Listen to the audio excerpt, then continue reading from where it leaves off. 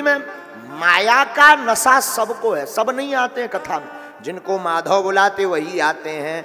विदुर जी के प्रसंग में बड़ा प्यारा भाव प्रस्तुत करते भागवताकार। आहा, देखो कौरवों के पक्ष में जब तक विदुर जी रहे तब तक कौरव बचे रहे, रावण के पक्ष में जब तक विभीषण जी रहे तब तक रावण बचा रहा, जीवित रहा। असकही चला विभीषण जब ही, आयुहीन भये सब तब ही। इसका आशय क्या हुआ भाई बाप?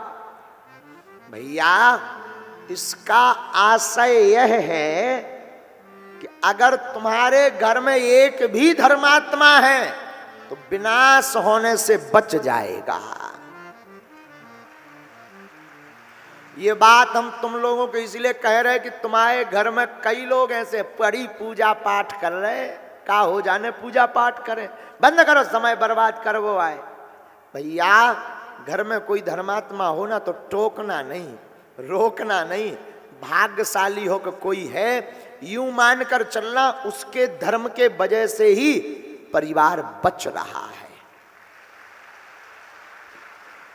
रावण तब तक बचा रहा भैया जब तक विभीषण जी रहे, और जब विभीषण जी को लात मारी, जब विभीषण जी गए, असकही चला विभीषण जब ही, फिर का भैया आयुहीन, सब लंका के वासी आयुहीन हो गए। क्या हो गए? आयुहीन। भैया मारने वाला है भगवान, मारने वाला है भगवान, बचाने वाला है भगवान, मारने वाला है भगवान, बचाने वाला है भगवान। मारने वाले भी हैं और बचाने वाले भी हैं। विदुर जी ने जब देखा कि धृतराष्ट्र एक तो पहले ही अंधे थे, पुत्र के मोह में भीतर की आंखें भी इनकी फूट गई। आदमी के 4 आंख होती है, 2 भीतर की, ज्ञान वैराग नयन और गारी। गोस्वामी जी रामायण में कहते हैं 4 आंखें हैं, 2 ये जो दिखाई दे रही आंखें गटा, इन्हें बुंदेलखंडी में कहते हैं गटा। क्या कहते हैं? गटा। खूब दबा के खाओ भटा।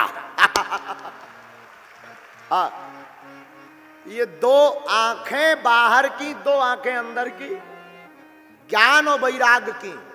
तो बोले जब धृतराष्ट्र जी की 4 आंखें फूट गई तब विदुर जी ने वहां से जाना ठीक समझा, तीर्थाटन करने चले गए। कई साल बीत गए, कई वर्षों बाद विदुर जी का मिलन उद्धव जी से भया। अरे भैया विदुर जी, जय जय जय जय जय जय। अरे उद्धव जी आओ आओ आओ आओ सखा, आओ आओ आओ, कैसे हैं आप? बहुत बढ़िया हैं। विदुर जी ने उद्धव जी से पूछा, आपके कन्हैया के क्या हाल हैं? महाभारत के युद्ध का क्या हुआ? कौन जीता? क्या समझौता हो गया? उद्धव जी इतनी बातें सुनते ही उद्धव जी की आंखों में आंसू आ जाते हैं। भैया क्यों रो रहे हैं? तो क्या हुआ भैया? अरे विदुर जी आपको पता नहीं क्या, कब का महाभारत का युद्ध हो गया? कौन जीता? पांडव। पांडव ही? अच्छा भला, हाँ पांडव क्यों ना जीतते, जिनके साथ कन्हैया हो वो हार सकता है कभी? पर तुम्हारे कन्हैया का क्या हाल है? आंखों में आंसू भर के उद्धव जी कहते हैं, लगता है विदुर जी आपने बहुत दिन से हालचाल नहीं लिया। कब का युद्ध हो गया, कब के पांडव जीत गए, कब की लीला भगवान पूरी करके चले भी गए। क्या भगवान चले गए लीला करके? हाँ। विदुर जी की आंखों में आंसू आ गए। अंतिम बार हम प्रभु को देखना, भर भर नयन भगवान के दर्शन ना कर पाए। अच्छा उद्धव, एक बात पूछें? हाँ पूछो। क्या कभी भगवान को हमारे जैसे विदुर की याद आई?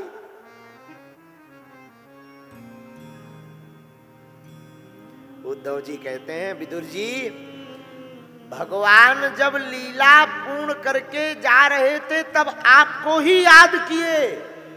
क्या भगवान लीला पूर्ण करते समय हमें याद कर रहे थे? आखिर क्या याद कर रहे थे प्रभु, जरा हमें बताओ ना। हमारे मन में बड़ा कौतुक हो रहा, विषाद भी है और हर्ष भी है कि भगवान ने हमें याद किया। बताओ ना क्या याद किया प्रभु ने हमको। उद्धव जी बोले, भैया विदुर, जब भगवान लीला करके जाने लगे तो भगवान बोले, भाई उद्धव, हमने सबका कर्जा चुकाया पर विदुर जी का कर्जा ना चुका पाए। विदुर जी की आंखों से आंसू झरझर बहने लगे। हमारा कौन सा कर्जा रह गया था? जो भगवान लीला पूर्ण करते समय हमारे कर्ज को याद करते रहे अंतिम समय तक, हमारी समझ में नहीं आया। उद्धव जी बोले, श्री विदुर जी, भगवान कह रहे थे हमने सबको सब कुछ दिया, बस विदुर को कुछ नहीं दिया। कौन सा कर्जा? अरे आप भूल गए, आपके घर भगवान जब आए थे तो आपने साग खिलाई थी, उस साग के खाने का कर्जा भगवान के ऊपर चढ़ा हुआ है।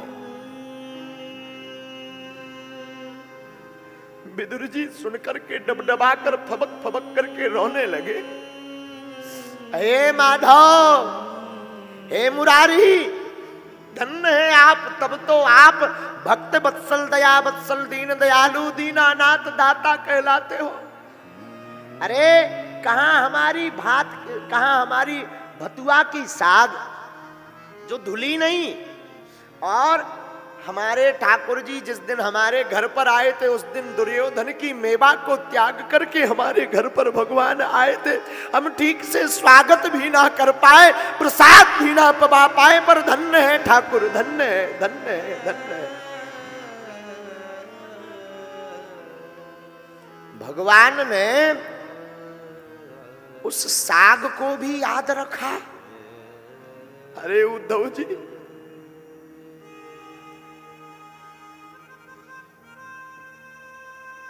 हमारी पत्नी विदुरानी भगवान के आने की खुशी में इतनी पागल हो गई कि वो केला नहीं, केला का छिलका पबाती नहीं।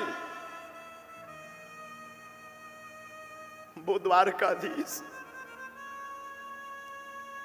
वो ठाकुर जिनके दर्शन पाने के लिए बड़े बड़े देवता ललायत रहते, बड़े बड़े धन्ना सेठ अमीर लोग भगवान को नैवेद्य प्रसाद 56 भोग आदि व्यंजन बनाकर रबड़ी मालपुआ चाशनी में डुबाकर भगवान को पवाने के लिए बड़े बड़े वेद मंत्रों का उच्चारण करते। नाभ्यायासीद अंतरिक्ष गुंशीष्णो द्यौः समवर्तत्पद्भ्याम भूमृदसा श्रोत्रा तथा लोकान कल्पयन्नो प्राणाय स्वाहा अपानाय स्वाहा समानाय स्वाहा व्यानाय स्वाहा उदानाय स्वाहा आदि आदि श्लोकों का गायन करते, तब भी भगवान नहीं पाते। लेकिन धन्य है हम विदुर, यह भगवान ने हमारे यहाँ केले के छिलके पाए फिर भी उसका कर्जा अपने ऊपर मान रहे हैं। धन्य है। डब डब करके आंखें भर गईं, धार बहने लगी। और सच बोले भैया, भगवान काऊ का कर्जा अपने सिर पर नहीं रखते।